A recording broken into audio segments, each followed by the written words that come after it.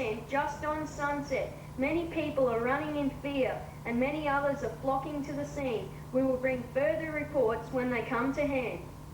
Oh my gosh, Dad, what are we going to do now? It's time for the news. Turn on the TV.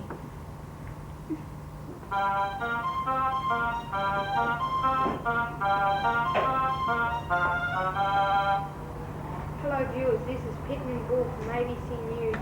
We bring you a special report about aliens just landing in Cooktown. A spaceship was seen on Grassy Hill. I have an eyewitness who has seen it. How many aliens were there? I didn't see any.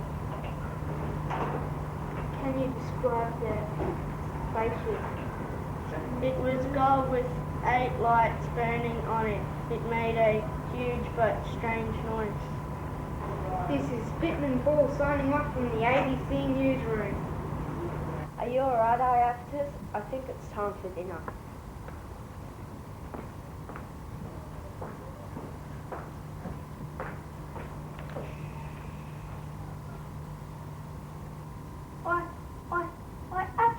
Oh gee, I can't say that.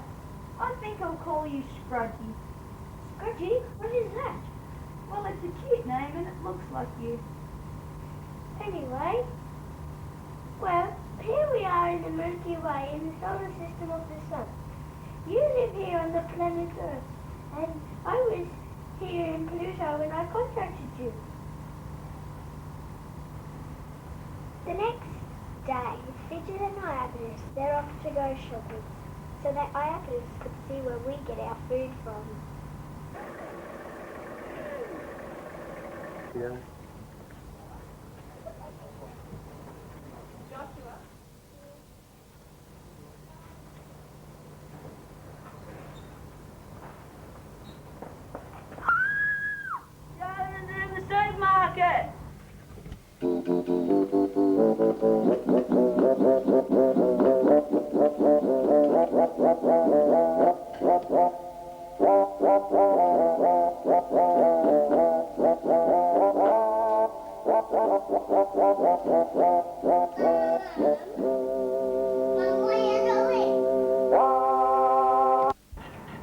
I'd like this for my dinner. How? Yes, how? Here's $10. Here's your change. $5, $6, 7, 8, 9, $10. If I don't like it, can I exchange it? Do you mean you want a refund after it's open? Yes. I'm sorry. Once the goods are open, they can't be returned. If you're not satisfied, we can give you credit. That means you don't get your money back, but you get to spend the $2.50 some other way instead. I see. Thank you very much. You're welcome.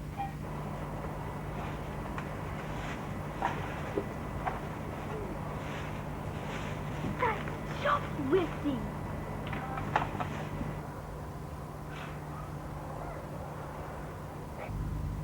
But while Fidget and Iapetus were out having fun, the whole town was scared. In fact, the whole nation became alerted. Good afternoon, ladies and gentlemen. As you all probably know now, there is an alien in Cooktown who was discovered very recently at young Shane Scully's house. Yes, you heard it right. You've probably read it in the local news or seen it on the ABC regional news. Now, by the end of my talk, I'm sure you'll agree with me that the best thing for Cooktown is for the sun to keep coming up and going down, for the rain to fall and the wind to blow. Yes, the wind to blow. And all of that might just help us keep our paradise intact. This alien will have to go. Yes. I have several points I want to talk on. The first point is that they could end up creating a scene like one from the Midwich Cuckoos. For example, turning all the newborn babies into this particular breed of aliens. Plus, with these aliens coming to Cooktown, who knows what diseases they'll bring with them. Did you know that doctors today still can't prevent the common cold? They can tell us what to do after we get a cold. They can tell us what is likely to stop a cold, but there's no surefire prevention. what about the diseases that might also affect our birds, dogs, cats, fish, etc.? Dead from the diseases that this alien would bring with them, and diseases that they've never experienced before. Plus, he could cause wars between states and countries. My second point is, just who's going to stay around and see if these guys are friendly or not? I certainly won't be, even though it's my duty as Mayor of Cookshire to welcome new people to Cooktown. I'll be heading to Tasmania. The many houses of Cooktown will be vacant. The town, people will be too frightened to stay. The town would become a ghost town. Peter Rutherford would leave, no fresh bread. Phil Hussey would move, no fresh milk. And Peter Staple would leave, so there'd be no local news. And the only things going up and down the halls of the supermarket would be rats, mice and cane toads.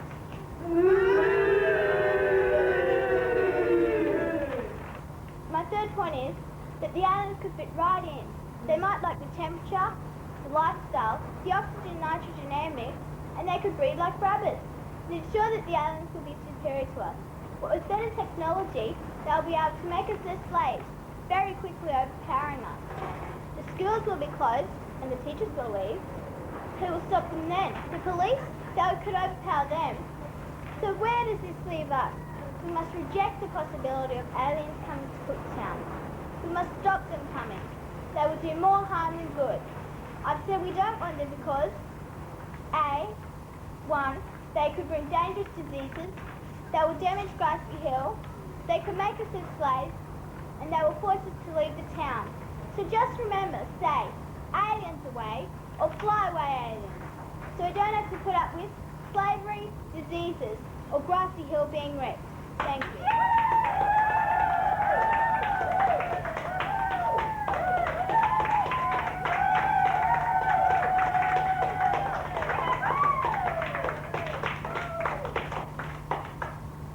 Yes, get rid of the aliens. Before they start civil wars between the states. They could kidnap people and use them for experiments. They could colonize the planet. They could overbreed. They could destroy the history of Cooktown. They could bomb us with nuclear power. I'm fear for the children. Kick them out. Well, that was Wilma Schuttensteiner, the mayor of Cooktown, and it certainly looks like she doesn't like aliens, and she definitely doesn't think they're friendly. Who knows? Ladies and gentlemen, this woman has certainly started a riot here in Cooktown today. The crowd is angry, and they look like they're about to lynch an alien. And now, ladies and gentlemen, Peter Rutherford has just arrived in his truck. Aliens go home! Aliens go home! And now, ladies and gentlemen, I'm going to turn the camera on to Phil Hussey, who is packing up all his stuff. I'll go and ask him what he's doing. I'm leaving this town until those aliens go away because there's no way I'm selling my milk to them. We're now at Cooktown Airport, and the Royal Australian Air Force Aerobatic Team has just come in. We are now going to interview Squadron Leader Dave Steele. Can you tell the viewers why you are here in Cooktown today? Sure, Rebecca. We're here because we heard some aliens landed on Grassy Hill, and we believe they're carrying infectious diseases, and we're here to capture them and put them into quarantine.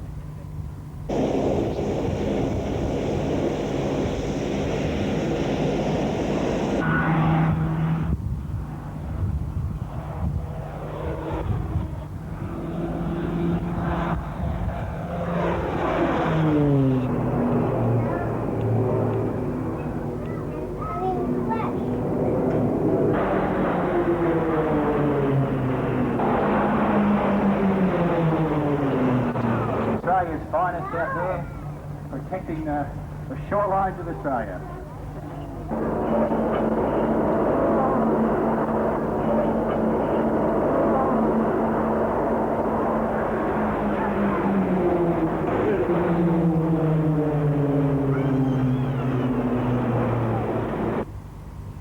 Later on that day, we were all at home. Jodie Rose was there too. And this is what happened.